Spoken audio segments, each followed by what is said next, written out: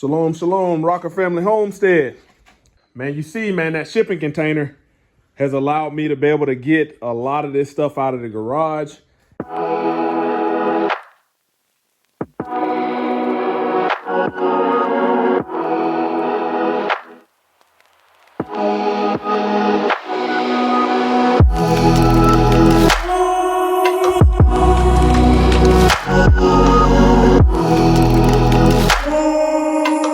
By doing that, by having a sealed container, you know, man, we'll be able to hopefully tackle this field mice problem that we have. You see the droppings everywhere.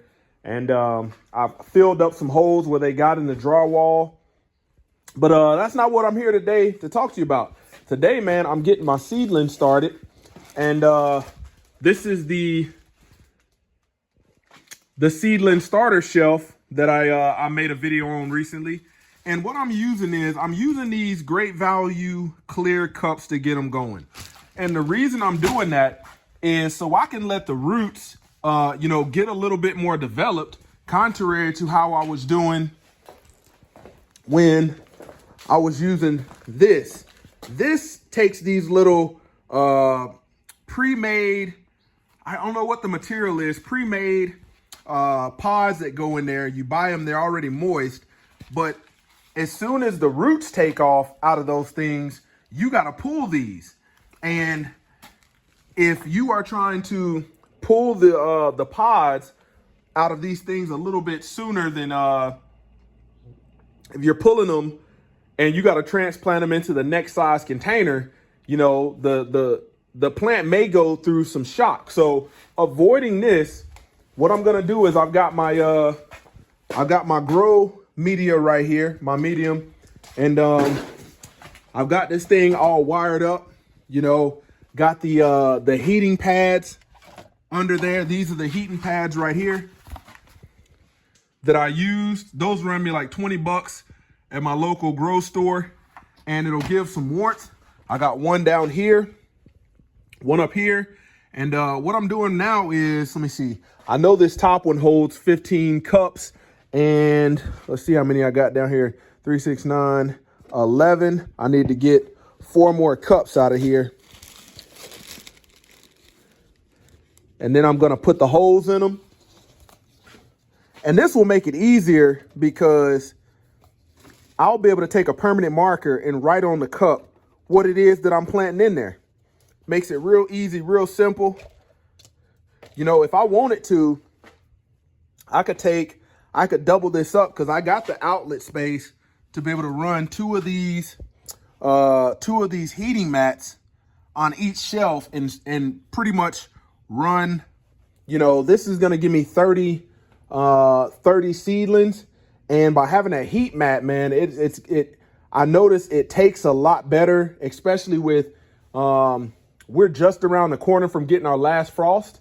So that heating mat is going to help them take off, going to help keep them warm. And then with this thick material, man, keep that heat in there and get these things to take off. So I got 15 on each one, and I'm about to use my soldering iron. I'm going to plug it in, my soldering iron, let it get hot. And I'm going to poke probably about 3-4 holes in each cup. And stay tuned for that. All right, I'm down to the last 3 cups, and I'm going to show you what the process looks like. What I've got here is a soldering iron, and I'm gonna go ahead and poke these. I've already done the rest. This is the last couple. Doesn't take long. Probably took me about 5 minutes to do all of them. Give them some little holes to drain.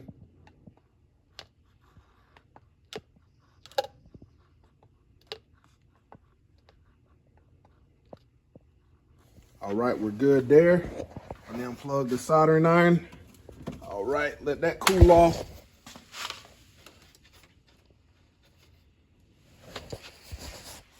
All right, let that cool off. I got my cups good to go.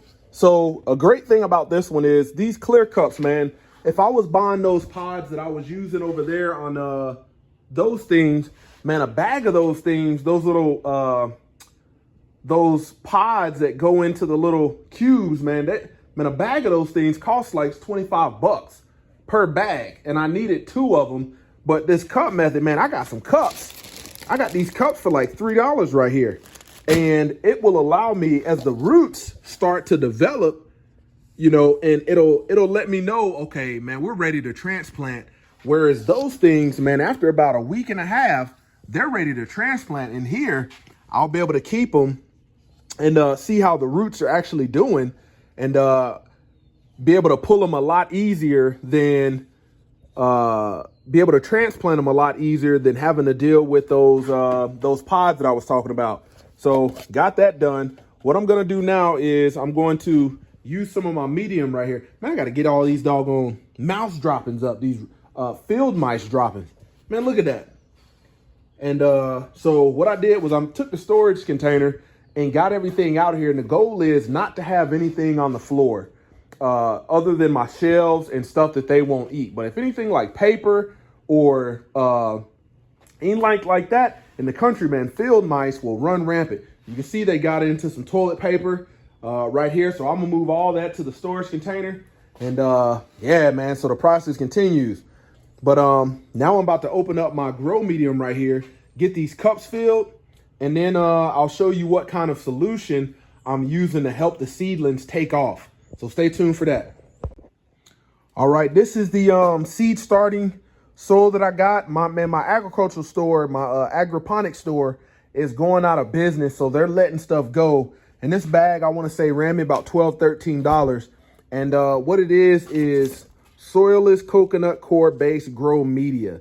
And if you look at it, man, it's got a lot of vermiliolite in there, and it will allow these seeds to, they don't have to fight thick, hard soil. You know, if I was to use some Miracle Grow or Ready Mix or whatever, but this right here is going to be good and soft and will allow good aeration. So they recommended this. I'm going to try it versus using those pods. Like I said, there was about $25. So cups and soil in itself, man, I'm already at about $18, you know, tax and everything included, compared to having about two bags of those pods that go in there pre-moistened.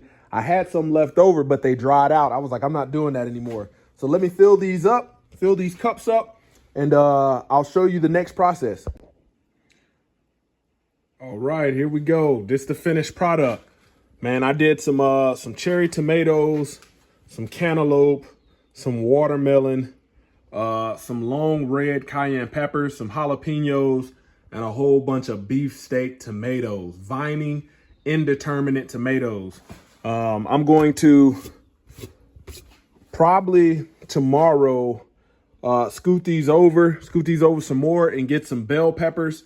Use those 2 bottom trays over there and get some bell peppers going.